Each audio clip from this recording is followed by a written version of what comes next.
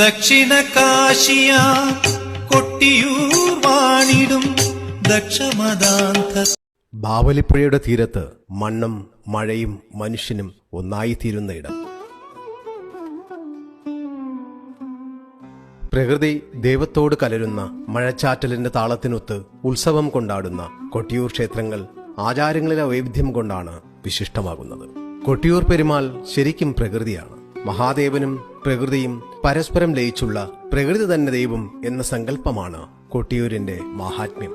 മറ്റു ദേവാലയങ്ങളിലൊന്നും ശിവഭഗവാനെ ഇത്തരത്തിൽ ദർശിക്കുവാനുള്ള ഭാഗ്യം നമുക്കുണ്ടാവില്ല. കാലിന്റെ ഓമനയായിരുന്നു അവൻ, അമ്മയ്ക്ക് വേണ്ടി നീ കാടിറങ്ങി പൊന്നെ.